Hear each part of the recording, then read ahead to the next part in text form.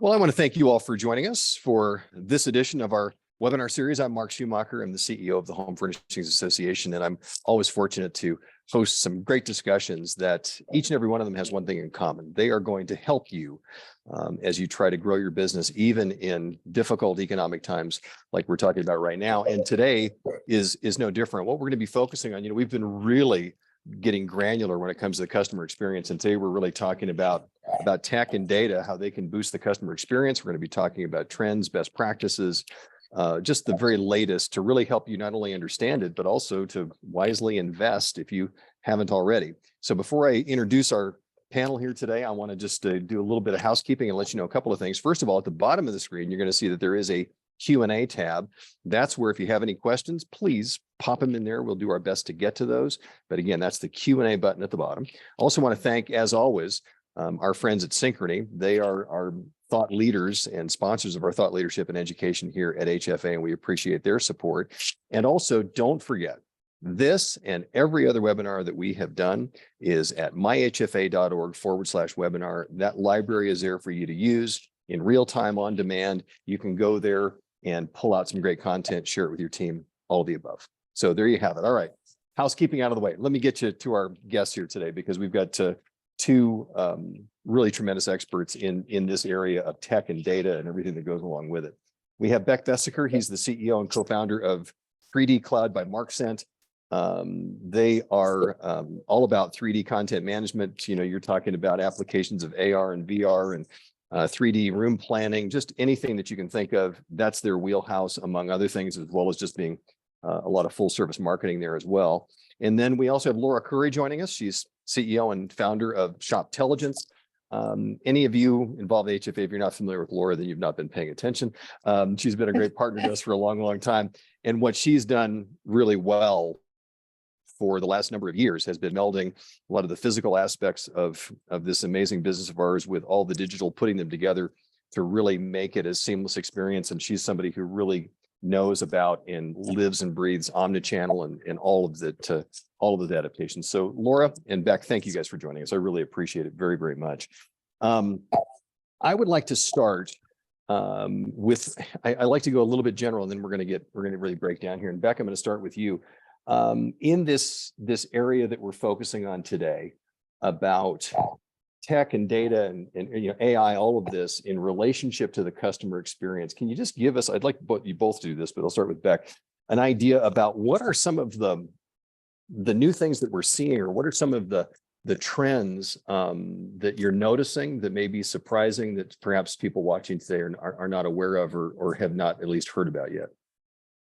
Let's see it.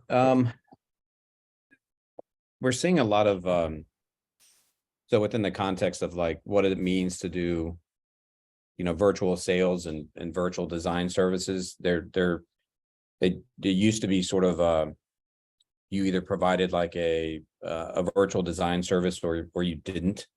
And we're seeing kind of the development of sort of a varying level of service based on the type of products that a furniture retailer might carry.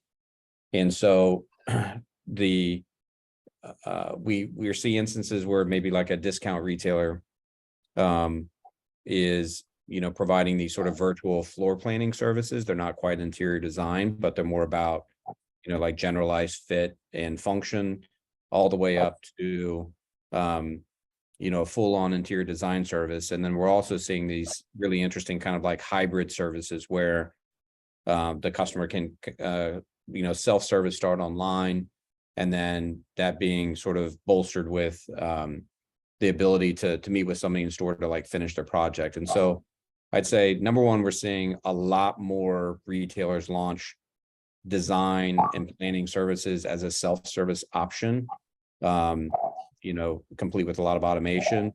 And then even the discount retailers starting to kind of creep into what it used to be more maybe like the premium, higher cost furniture retailers would do, and try to provide more a full service. So those lines are starting to get blurred. right? In terms of what it means to provide these kind of services to customers. And Laura, playing off of that, it sounds to me like what Becca's saying too is that this is something that now everybody's dabbling in. A few years back, this was just, a smaller percentage of retailers were diving into these areas, but it's sounding like it's becoming sort of standard operating procedure almost. Yeah, I think over COVID, especially COVID, I would say COVID probably accelerated the home furnishings adoption of digital by 10 years. The amount of change that has happened and the recognition of the importance of the digital experience pre-visit has definitely gone up. The other thing that we see is the recognition of the digital experience post-visit has also gone up. So over COVID, we've seen retailers continue to leverage their website for discovery, et cetera. But then also when the stores were closed or, reservations were required, et cetera, they allowed their sales associates to engage directly on site with the consumer to give that consumer that assistance that they would normally get in store on site, which proved very valuable. You saw conversion rates in e-com go up, et cetera. And then a few advanced retailers also recognize that the store is one piece of the shopping journey. It's not necessarily the end. And so allowing the shopper to have a consistent experience from site to store, start an order, have some sort of interaction, and then go home and complete it is another one. So we saw that happen. And a lot of those processes are still in place. The tools, as a result, the tools that are available on the websites have definitely grown. So as Beck mentioned, room planners, et cetera, are good and much more adopted. AR, VR, AR specifically 3D modeling. In addition to that, personalization and defined attention on what is the information flow on the website? How do we personalize it? How do we really give a rich experience like we deliver in store on the website? There's been a lot more attention toward that. And it's interesting too. Go ahead, Beck. I'm sorry, please. The interesting comment from Laura there. We were chatting with a retailer a couple of weeks ago, and it was during COVID, as they were trying to keep their sales staff engaged, right, and do like Laura was mentioning, like appointment setting. They actually had change their customer support model where any customer inquiries used to go to like a centralized call center. And they asked the customer to put in their zip code so they could actually send that call to the closest store and have a store associate actually take the call from the customer. And after COVID, they kept that because the store associates became pretty adept at like, I'm going to take this call and inviting like being helpful and then saying, hey, come in and I can help you finish this up. And so it's just an interesting kind of like, it was never intended that they were going to do that, but it became they've incorporated that into their long-term operating process. And I thought that was a pretty interesting sort of, unintended consequence of trying something new. Let me, it's interesting. Both of you just sparked something in my head. And I want to flesh this out a little bit because it sounds to me like, especially as we're starting this conversation today, I'm almost hearing you say that the starting point has got to be not just adopting these certain technologies, but it's adopting them when you have them integrated. This does kind of get to omnichannel, but to have it all integrated together, because in fact, that's a great example of how we take, some really great, not high tech, but good tech, right? And we bring that human factor into it at the right moment to really kind of, pull it sort of through. Is that the mindset that anybody either already dabbling in it or is going to go further into any of this type of technology needs to make sure that they're integrating all that together and not seeing it as sort of compartmentalized? Laura, I know that you're kind of you've really preached about that sort of thing a lot. Can you talk a little bit about that? Because I want to make sure our mindsets are squared before we really get too deep. Certainly, I can. Yes, I think we're talking about innovating the consumer experience. And step one is understanding the consumer experience and what consumers find important and understanding your brand. And as traditional retailers, many of whom are in home furnishings, should recognize the store and the people in the store are one of their biggest assets. And so you cannot ignore them. And they are a fantastic asset to really leverage to provide that differentiated consumer experience. So separating tech initiatives, data initiatives from the, where 90% of transactions still happen isn't really a viable strategy when you consider that the consumer is interacting with the brand. They don't think brand on e-com versus brand in store versus brand in social media. It's all one brand. And so to not integrate how the customer sees and is able to interact across all of those channels, you're doing a disservice. You're naturally limiting the effectiveness that you get from the investment in digital. Love that. And it's interesting because we had a webinar just a week ago where there was some synchrony data that talked about the fact that this was an incredible bit of data. It said 86% of consumers said that the retail salesperson had an impact on their buying decisions. So Yeah. to your point, Laura, if there's not that continuity, and I love the way you talked about it as a brand, if you see everything as a brand, then everything has to sort of roll under that. I just, you kind of see why I wanted to sort of talk about that right out of the gates, because I don't want people to hear these great nuggets you guys are gonna be throwing out and think they can just piecemeal this thing. This is really something that's got to be part of something larger. Beck, do you want to chime in there? Because I think that's a key point. It does. Trying to think of a good example. So we kind of have this with a few different, like for instance, in the room planning tools, you can't really have if you have one tool that's used by folks in the store, and then you have another planning tool that's used by the consumers on the website, what consumers really want is they want to do their project. They want to get as far down the sales funnel as they can without having to talk to anybody, right? There's always that sort of, as Laura mentioned, that kind of research phase, right? Right. We've also learned that a big part of that kind of that research process is really about, interestingly enough, about avoiding embarrassment. And so what the customer is actually doing is trying to get smart enough so that if they're trying to apply kind of what my style and interests are against a budget. Because what they don't want to do is to come into the store, start describing what their style and interests are, and immediately find, as the sales rep helps them, that's $10,000 over what they can afford.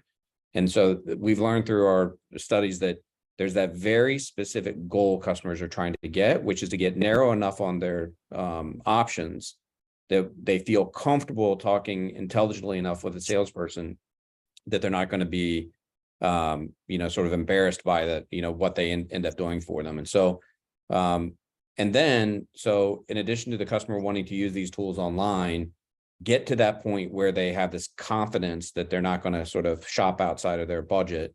Then when they come into the store, they want to be able to hand the sales associate what they've done so far and not like start from scratch.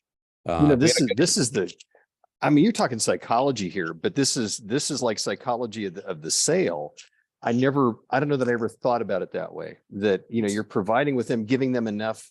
I love what you said there. You said get smart enough, but give them the confidence to be able to know that they're on track. It's interesting. And I'll give you an analog. So in kitchens, this is pretty interesting. So we do kitchens, bath, decking, furniture. And so we will often kind of borrow from one category to another, but sure.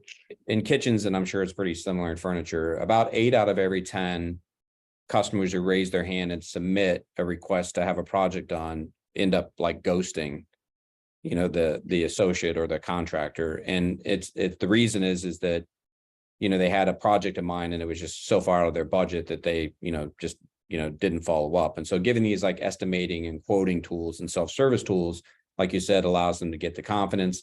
Then they can come and store. And then the next thing is, I don't want to start over. Can I just give you what I've done? And then you pick up and start from there. And we have lots of instances where there are that group that wants to avoid sales conversations. And so they do the whole thing themselves. They come in, here's my bill of material, here's my project, let's get this in the checkout so I can buy it, and kind of do a lot of the work for the sales associate. But so it's enough to build confidence, an easy handoff to somebody else that can pick it up where you don't feel like you're going to start over. And if you can kind of connect those two together, that's a pretty good customer experience. So Laura, how does a retailer today in our space do that? How do they make sure that they're helping that customer grow their confidence and their you know their ability to really understand what they're getting? Because it sounds like what I'm hearing Beck say is that if you don't, you're going to waste a lot of time up front. Somebody's going to come in and be disappointed out of the gates that they're out of their price bracket, and now you've really taken a great opportunity and just ruined it. Yeah. It is far and away the website experience, right? How transparent and easy to use is the website? We know that a consumer in furniture specifically is visiting fewer and fewer stores. Now it's less than 2 stores for a transaction. And so they want, to Beck's point, they want to build confidence that they're going to spend their time going to a store where they're likely going to be able to purchase. And so being able to show the shopper that a store visit at your store is worth their time is really important. And how do you do that? 90+% of consumers are starting on the website. You've got to have a broad enough assortment to show them that you've got it in store, right? You've got something for the shopper that is of interest. Expand their consideration set, really. Often they're coming in asking for a sofa, but what they're really looking to do is furnish a bedroom, as an example. And so being able to show them the diverse merchandise that you carry that is easy to navigate, right? Isn't overwhelming, balances choice with not being overwhelming, to give them the confidence to go visit the store. And then allowing them, to Beck's point also, to start on site, not lose where they are. And so when they're in the store, they can say, Mr. or Miss Sales Associate, these are the items that I'm really interested in.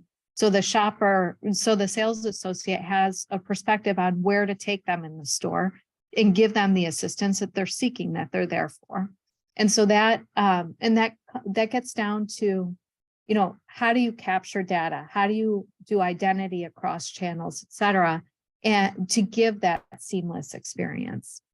You talked about something really interesting there. There's we just launched Sectional Configurator about 6 months ago. It's kind of a new tool that can be on the site. And it was funny when we went out and looked at like the top 100 furniture retailers. We're like, okay, well, who has configurable sectionals as like who would be an obvious like candidate for this? And so there are about 30 where you could find some kind of like sectional configuration like option on the site.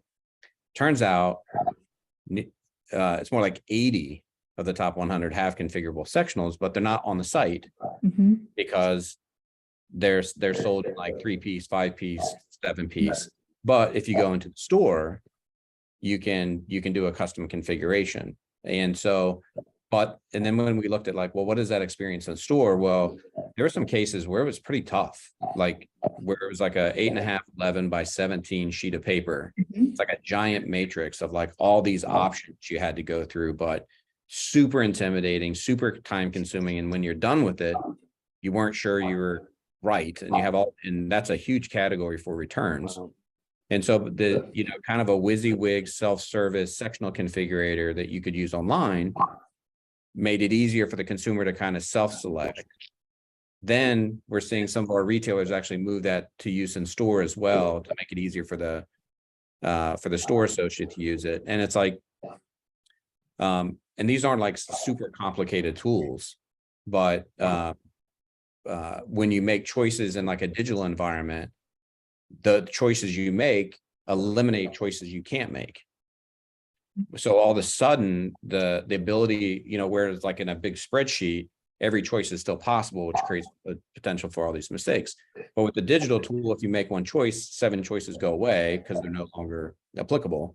And then you have 2 choices left. And so the decision-making gets exponentially easier. And we typically see, 2 to 5% add to cart rates from 3D tools. The sectional configurator gets a 30% add to cart rate. Couldn't believe it. Very consistent. And, the reason for that is it makes decisions easier, right? So whether it's configuring a sofa, a sectional, configuring a whole room, if I've got 100 or a million choices to choose from, right? It's overwhelming. But when I've got a tool that helps me whittle down and reduce that paradox of choice, it makes it much easier. You don't have decision fatigue that turns a shopper off. And that when you look at the customer journey, especially online, because you want to, I said earlier, you want to give that broad assortment, but you can't overwhelm the customer. And, you know, there's lots of research behind this specifically around paradox of choice. If you give too many options, the shopper will get fatigued and walk away and never convert. And so tools like the configurator, tools like we do with our room stylist to really help whittle down how to put things together to make the decision easier. And then we capture email address when a shopper is interested. And in fact, I think you guys do too. And you see when the shopper goes to the store, those are converting shoppers because they've already made their decision. They want to validate their decision by the time they get to the store. And two things I want to highlight there that you've been said that's really great. You just mentioned the term that, you know, as they're going in, they're whittling down. Yeah, they're whittling down part of the decision.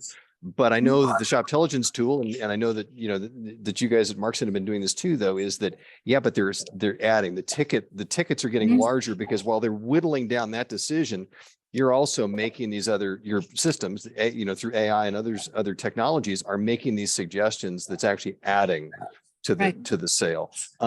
So that's really key. And I'd like to deep dive on that a little bit right now. But one thing you did say, Laura, that I want to make sure everybody heard, because this is something that we talked about even at the last webinar, was that people are going to no more than 2 stores.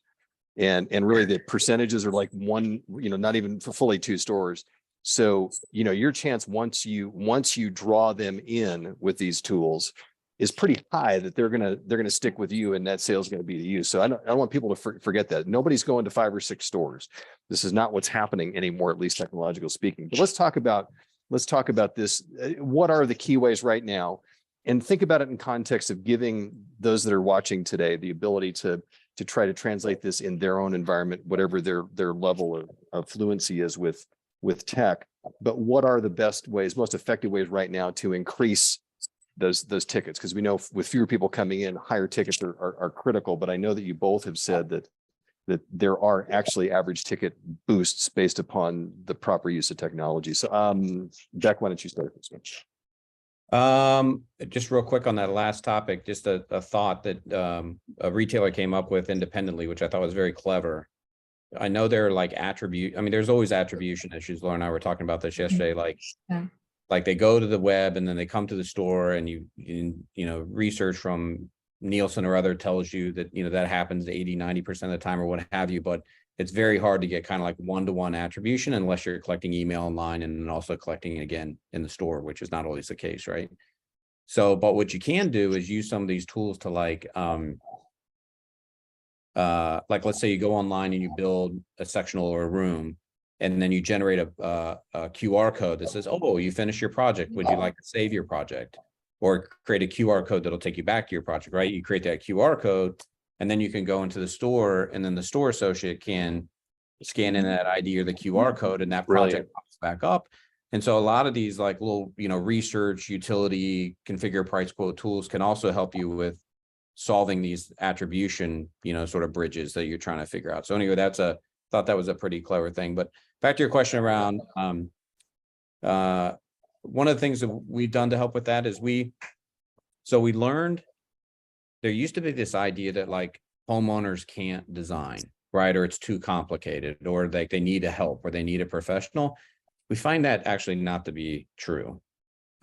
Just for context, we did 250,000 self-service kitchens at Lowe's last year, all by homeowners. Like that was an incredible number. Like consumers can build things as complex as kitchens. The issue that they had is understanding the catalog. That's the gap. In other words, they can Lego together or build something with, you know, based on some inspiration. But the issue is, unless you're a designer and you know the whole catalog by heart, you don't know what all the options are. And so the way we've solved for that is, rather than asking the homeowner to design from the catalog, like the taxonomy, where you drop down, you know, dragging and dropping by category, you just provide inspirational images. They can search their, what they like in terms of inspirational images, and they can drag and drop out of the image rather than out of the catalog or taxonomy. And that makes it so much easier. It's basically like, if you can't draw, you can trace. Then to your point, what you do is you start, if those images include other things like, oh, I want this couch and I want this end table, and I also like this rug and I like this mirror and I like that lamp. And so that's how we've helped build basket size, by using the inspiration of the image, not only to help compose, but also to sort of, in a very soft way, sort of suggest all the other things that might go with it in the room. And that's how we've seen basket sizes grow. And typically, if they use the planner, we see basket sizes at least 60% higher than an average basket size. And Laura, this has been something you've been on the leading edge of for a long time here. So talk a little bit more about this building of the ticket, because this is really, to me, where the rubber meets the road. Yeah, this is, building the ticket is a way to get more out of every visitor and every customer you've got. And this is the area that we're best known for out of all of our product suite. And what we do is similar to what Beck is saying, but in a different way. We're taking the retailer's catalog and we understand all the attributes, et cetera. And, we always say retailers sell really well in taxonomies. You want a sofa, I'll give you a sofa. You want a bed, I'll give you a bed, but they don't really help the shopper achieve their objective, which is generally cross-category. And so that's where our room stylist comes in. And we have developed the technology to take all the product catalog, understand what's in stock, et cetera, and dynamically put rooms together that the shopper can customize to their liking and easily add to cart. And we see that when shoppers engage, on average, we see ticket sizes go up by almost upwards of 50%, and on average about 38%. And so this is across everybody on the site who uses it. And the beauty of it is it's on the product detail page. So every consumer is seeing it and able to engage with it. So even if they're not engaging on one product, when they get to the next product, if there's something of interest there, they're able to directly engage it in the stream of commerce. So we're not really directing them elsewhere or getting in the way of the transaction. So, but this also comes down to knowing and being able to serve different customers. So, and understanding where they are in the shopping process. So if they're browsing, what we do is we provide them cross-category inspiration. If they've got a defined project, right, in their head that they want to do, and they want a higher level of planning, that's a self-selecting population, and giving them something like a room planner for them to play with and really make their own design if they want to put that level of energy in, also addresses that need. So segmentation, prediction as to where the shopper is within the shopper journey, and aligning the tool set that you offer to those different variations, if you will, is a great way to think about an end-to-end customer journey with a diverse set of customers, with diverse sets of diverse abilities and desires to engage. This is just gold, because you're talking about 50 and 60% boosts in tickets. You're really making the case for this. I'd like to drill down on some specifics here on certain areas. There's just so much to talk about, but let me ask this, and Beck, I'm going to ask you this. I know that you have been tapped into a lot of trends, et cetera, of late, and always are, but I mean, just the trends currently. When should retailers out there, when should they be investing in this technology, or maybe how should they be investing? There's not an infinite amount of money they've got to spend. So depending on your budget, et cetera, what would you say is a good rule of thumb there? What are some suggestions for the business owners out there? So there's a range of, they all have kind of their own different. So in the realm of 3D engagement or 3D commerce, which is kind of our area of expertise, the range of tools that are available today are augmented reality, which is all about, does it fit my space? You have product spins, where 360s and or product configurators, where you've got to go styles and fabrics and finishes. And then you also have things like we talked about, like sectional configurator, modular configurators, and then kind of the the sort of the most complex project or detail project would be like full on like room planning. And so what's interesting is all four of those application types, from will it fit my room, can I build a sectional, configure a product, or full on room planning, will actually use all the same 3D models. And so the starting point for most any of these like customer engagement experiences like is creating a digital twin of every product in your catalog. But you don't need to do everything all at once. So as a for instance, we must always encourage like the value and use and ROI for AR is really well known now. If somebody views a product in AR, they're 3 or 4 more times likely to convert. Like that is an absolute fact at this point across hundreds of retailers. However, that's a fact for a specific group of products, which are big items: sectionals, sofas, dining sets, bedroom sets.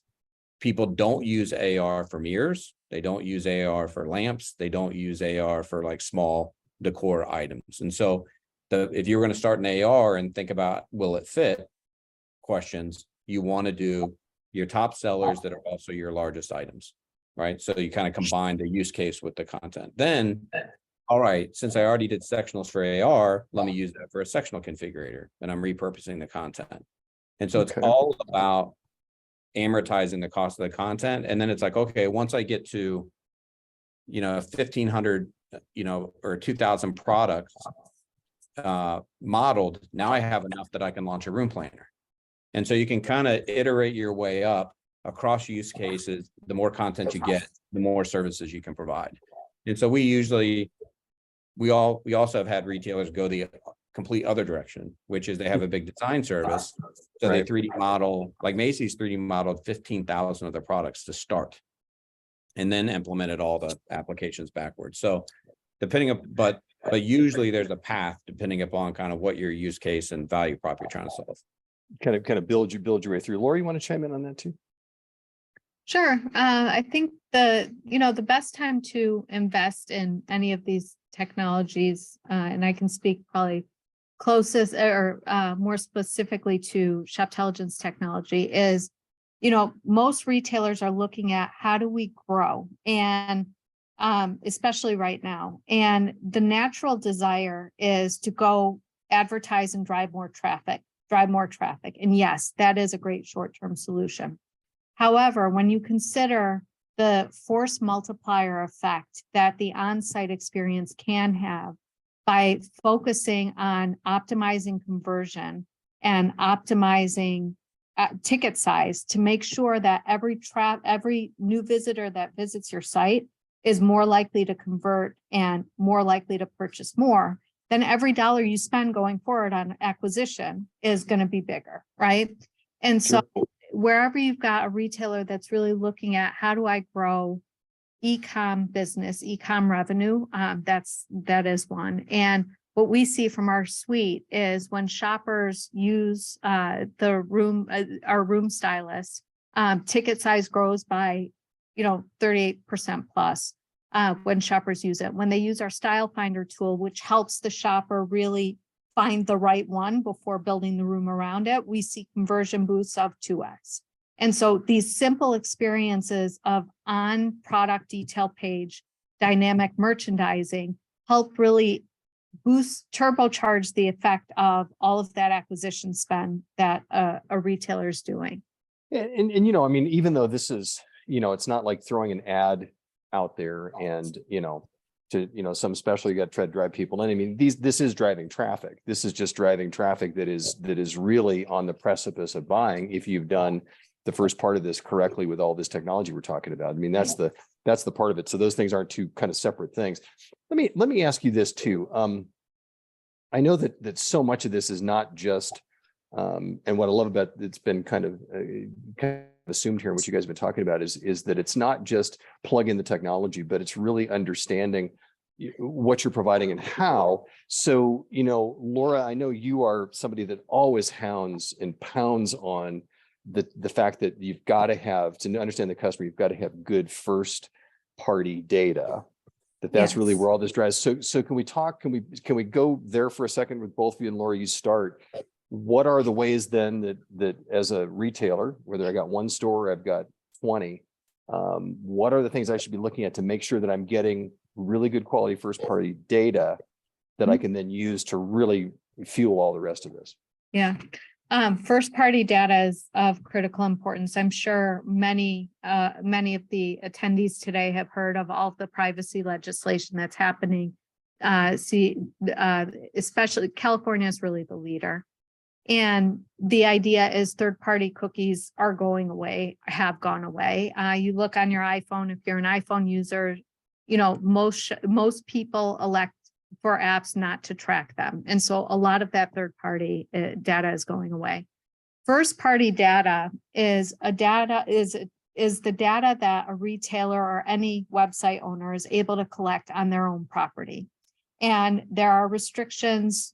Retailers need to have their privacy policies evaluated and really brought up to date if they're not, because it's an area of lots of change right now. However, the value of first party data is the ability to collect and understand trends that are happening on your site. And over time, identify more and more of your shoppers. So to the extent that you can identify who that shopper is, you can then start to personalize the communication.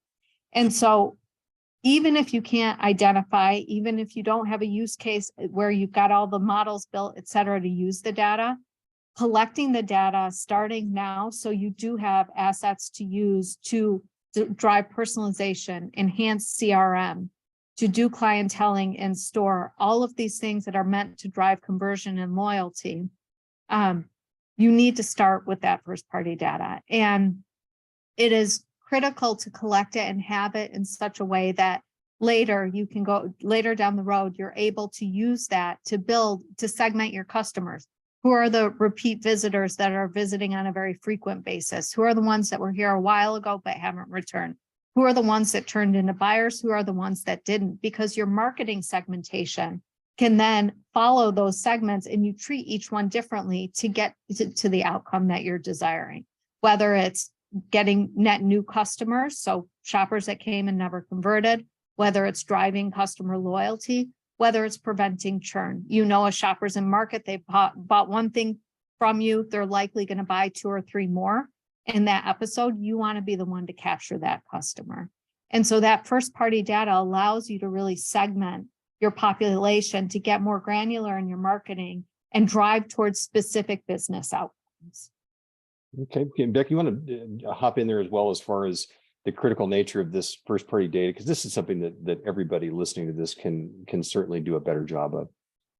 We actually did one of the things that there's always this argument as to where you get the registration. Do you get the registration before you let somebody into a tool, or do you try to sort of interrupt their use to the tool and ask for registration, or do you Right. you know, it depends on your, you know, whatever your motivation is, right? If you're building the database, that person's always voting for register before you can do anything, right? But if you're a customer experience person, you want somebody to get some amount of value before you ask. Where we found the best place to learn about the customer and collect information is at the bill of material or the BOM stage.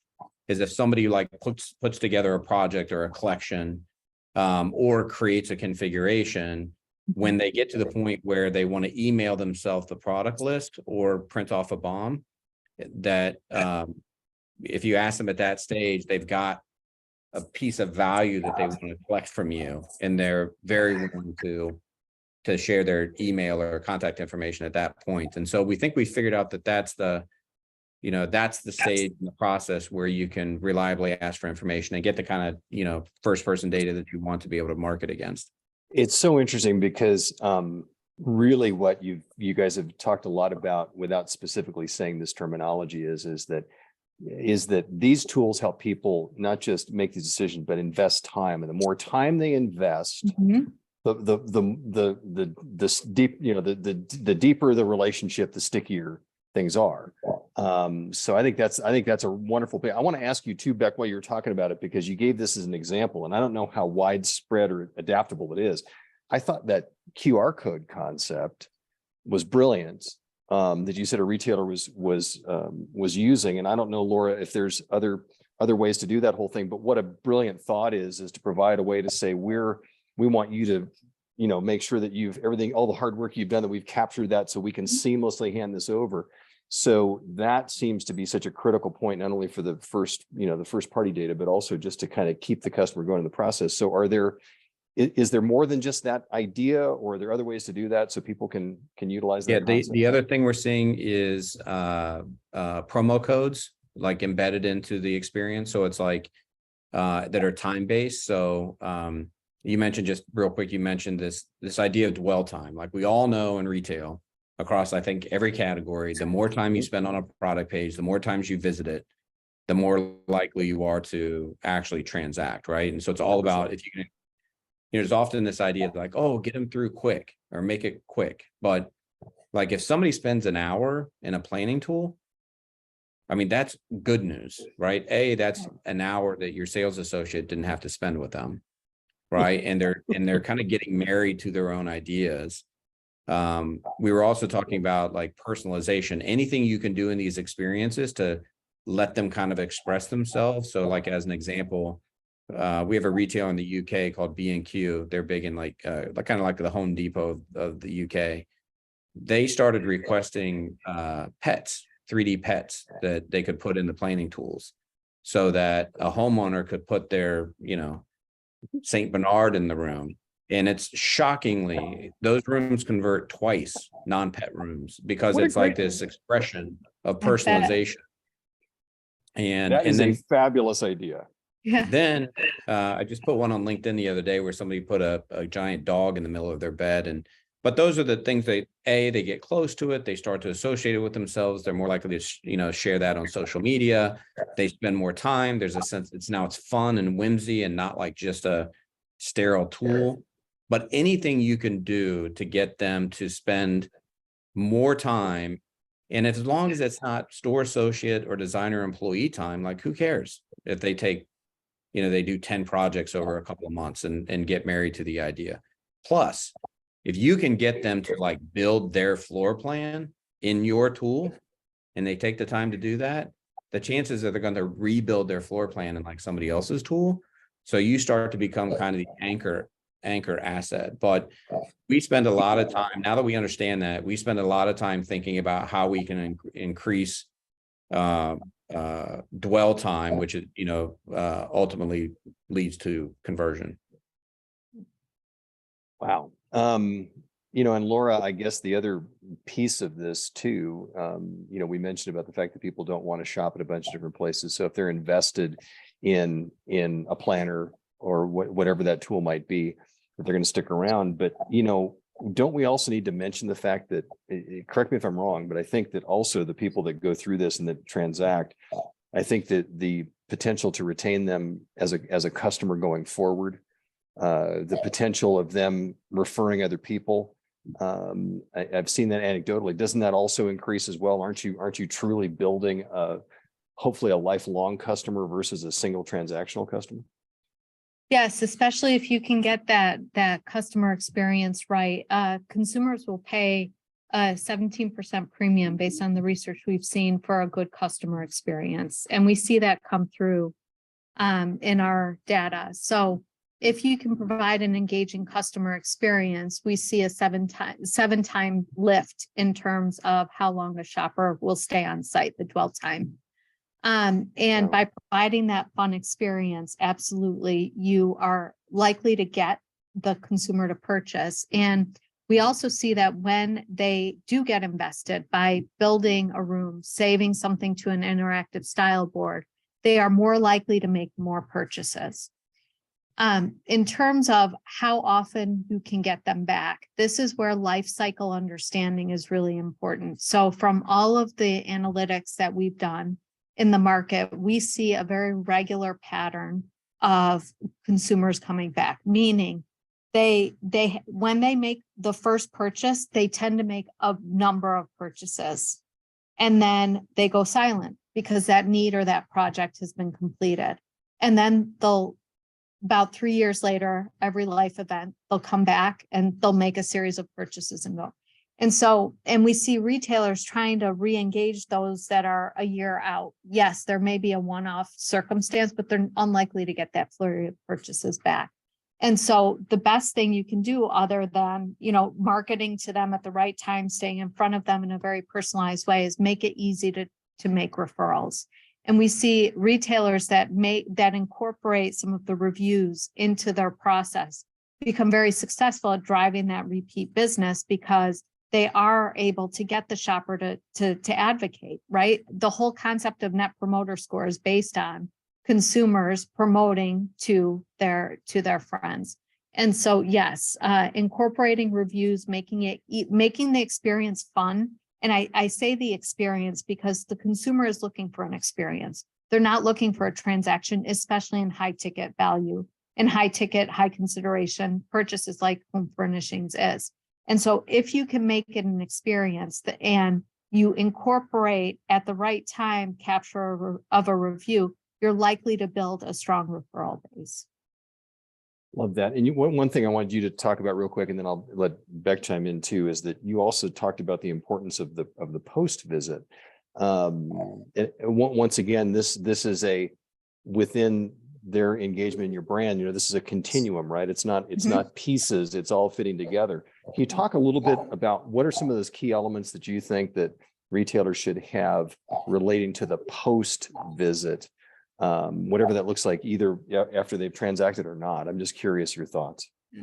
Yeah, so the post visit, there's post visit and post purchase. So as an example, right, a shopper starts on site, maybe they save things to a style board. We have style boards where it's kind of like an interactive pin board, if you will.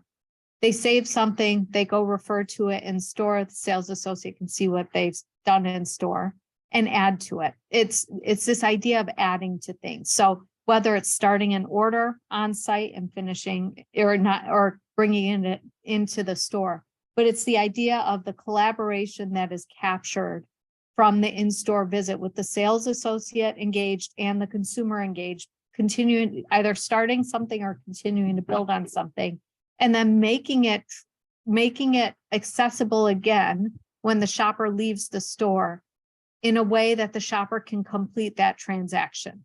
So this is post-visit, pre-purchase. And then you've got the post-purchase, which should activate a whole set of interactive and personalized merchandising, recognizing that the shopper is likely going to make a few purchases within a small period of time, or understanding where they are in that purchase cycle. And so that post-visit is the time when they didn't convert, which 70% of shoppers don't convert in store, because we know the conversion rate in store is 30%. That 70%, how do you get those few extra incremental conversion points that resulted from that store visit just didn't happen there? And then there's the post-purchase process, which is a different engagement cycle. Beck, what are some thoughts on the post-visit, piece of this, and not letting all this good work just fall aside? I think having leaving the customer with like an artifact from their visit is very valuable and important. And so for us in our business, it's either if you did like a configuration that you say, hey, I've finished the configuration, can I email you this product list or bill of material? Or if you help them with a project design, hey, can I create a high definition render, like a picture of that room, and leave that with you along with the bill of materials, or anything that you can do that's like, by the way, here's this artifact from your visit. By the way, here's my name and phone number if you have any questions. Gives them an easy way to reference and come back. And then the other thing you can do is you can say, hey, we worked on this project together today, and this project has a unique ID, and here's the ID.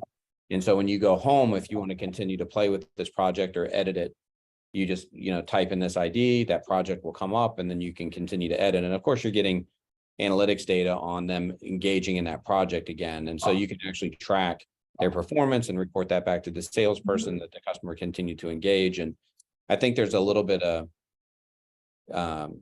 historically the way, I think when you think about a furniture sales rep is if they come in, they don't buy and they leave, you've lost them. Right. And like Laura was saying, the kind of a little bit antiquated idea that they're on a Saturday and they're going to go visit the other 6 or 7 furniture stores on that Saturday. That's not really what's happening anymore. Right. They're using the web to narrow it down to 1 or 2. Right. And if they didn't buy, that means they're, that day, that means they're still in the consideration phase. And so if you can connect them back to an artifact, it connects them back to a tool, which can keep them engaged, you can get them back in. Yeah, I like that we've talked about these bridges that you guys talk about building between that, getting that experience, that really good experience on the front end with your technology, with whether it's, AR, AI, whatever it might be, getting that into the store, making it easy for them to carry that work there. And now you're basically saying, letting them save that work to carry it to a return visit if that's what's necessary, right? I mean, that's what we're bridging. We call them portable transactions, portable interactions. It's the portability associated, whether it's identified or non-identified. So QR codes, Beck brought it up. QR codes are a great way to protect identity. So if the shopper doesn't want to provide their email address, like for us, they can print and they get a QR code. It's a PDF with the QR code that the sales associate can scan, and then they can do something similar from their own device. And so there are privacy compliant and not privacy respectful, I'll call. And then there's the actual identified. And to the extent you can make it's information accessibility. That's all it is. And having the infrastructure to capture the information with the right index or whatever to make it recallable based on whether it's an email address, a QR code, whatever. That is like the underlying capability that I think is key, not only to the customer journey and how they feel the consumer experience, but it's also key for a retailer to start getting smarter and understanding what is driving their outcomes, their conversion rate, their ticket size, their repeat purchase rate, all those analytics. If you can stitch it all together, allow a retailer to become much more proactive on driving business results. Yeah, it's interesting that while we've talked about a lot of these different technologies and different concepts today, what I find interesting is that it seems like both of you are saying that everything begins and ends with this overarching approach, if you will, that's more a question of making sure there's continuity, making sure there's not drop off. To what you said at the very beginning, Laura, is making sure that all of this is within your brand, and that you're building this thing. Yep. And it's not just buy the technology and plug it in. If you don't have all of this, you're just kind of wasting your money, is what I'm kind of hearing you say. So with that in mind, now that we've really baked that, I'd like to ask you each just to briefly give an idea about, Beck, what would you say for those retailers out there should be what are the technological pieces right now you think are musts that they should have in their omnichannel approach to their business? The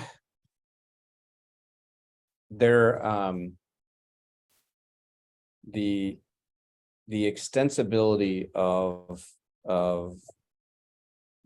building out your 3D product catalog, cannot be really understated. There's so many, right now, like a lot of the visual content that's on a website that Laura was talking about, like on your PDP or like your lifestyle shots, like especially with AI, we're entering a phase where right now we think of all these like visual assets as like where I'm paying a third-party studio with somebody with like specialized 3D skill sets to like create these assets.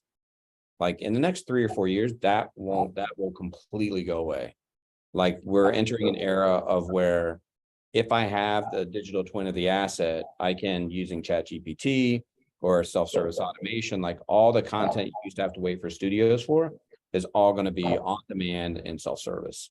So having that base asset 3D version of your catalog is the sort of the entry point to being able to create all this sort of unlimited content. That's going to go for product shots, for lifestyle shots, for spins, for even things like, just imagine like if I have a set of products in a room, I could say very quickly, stylize this room for, a 4th of July sale, right? And, instantly it's going to transform that content into something that you can use for promotion, that day. And so we're just used to these really long work streams of creating content and going through, all these, waiting to get back and going through QA and then iterating. And that work stream is going to get so much faster in digital asset creation. By investing in your product catalog in 3D is really the unlock to participate in that. Okay. Laura, what would you say are the musts right now when it comes to all these technology pieces? What are the absolute musts for any retailer right now? So one thing I will say is innovation is happening at an increasingly rapid pace. And consumers are quick. We saw with ChatGPT how quick they got to millions and millions of users. And so having an extensible digital property that allows for third-party plugins like a Markcent, like a Shoptelligence, like whatever, I think being able to own that website and really make it whatever your brand requires to deliver the best consumer experience. It's number one. Number two, interactive merchandising, right? If a shopper at the end of the day is at the retailer for merchandising and to purchase merchandise, getting the right merchandise in front of the right shopper and getting enough of it to give them confidence and to buy what they need is important. So that's a shameless plug for the Shoptelligence interactive merchandising. And then the third one is, I would say, you hear CDP, CRM, all these different tools. To me, the CDP, being able to capture the first party data and put it somewhere for use right now or later is really important. We offer a CDP light, if you will, and we do all the identity, but we are not a full-on CDP. So there are different levels of CDPs. If you need something just to capture the data and use it for merchandising, et cetera, that's something. There are more sophisticated CDPs that our clients are adopting right now that are well worth their money. And so that would be kind of the third major thing. And then after that, you can overlay analytics, you can overlay marketing, you can overlay all kinds of stuff. But those to me really are the foundational elements in addition to content. I appreciate that, because that's, I think, the thing that I'm trying to help out people that are always concerned about, obviously the spend, but spending on things that are buildable, that are scalable or that connect other things. And that's what you guys have just done a really great job of mentioning. So I appreciate that. I have time for really like one more quick question. And this is always something that's always asked by attendees of this whole thing. Part of a transaction is always in many cases is the payment piece, the financing piece, et cetera. Where does that slot into this without turning that customer away? You got them in a creative mood. You want them to get into that whole thing. Is there any good do or don't when it comes to when to bring up the dreaded dollars and paying for it and offering financing or things of that sort? Go ahead, Laura. Yeah, I think financing and payment needs to be introduced at the very beginning of the process. Most shoppers, Beck made the point earlier about embarrassment, right? If I can say my budget is X, find me whatever fits within X, whether it's, I came out of automotive, as low as monthly payments were the norm. That's how you sell. So being able to show total price and the finance monthly payment together at the front, and then merchandising accordingly, everything after, that is one way to boost conversion. Fantastic way to boost conversion, because now you've given the shopper confidence. Beck, I'll give you the final say on this. No, I 100% agree. I was going to say the same thing. You have, the kind of the good, better, best strategy, funnel people into, if you don't have filters on your site, around sort of, like the $1, $2, $3, features, or, this room is, giving them parameters or, maximum or min budgets. Those are great tools. And then, it's like nobody wants to waste their time. Right. And we all want to be fast. And so, get to the punchline quick and show them information that matches their need. And the funny part is people almost always spend beyond their budget anyway. So even if it's okay, I've got a $5,000 budget, that means they're going to spend $7,500. So it's not like you're you know. Have you been, it's, have you been shopping with me I before? have yes, I have a lot. So it's not like if you think you're limiting the spend, you're not really. not. You're still Gotcha. stretch.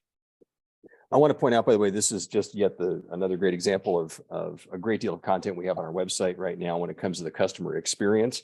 And please, I invite you to check it out. You see it right here. There's all sorts of resources on the customer experience.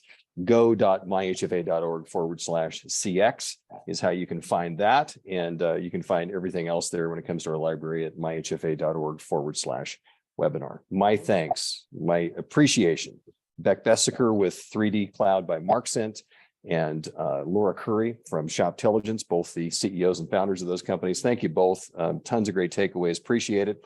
And for all of you joining us, I always like to end by wishing you good health and great sales, even in a tough time like this. We wish you the best. From all of us here at HFA, I'm Mark Schumacher. We'll see you next time. Thank you.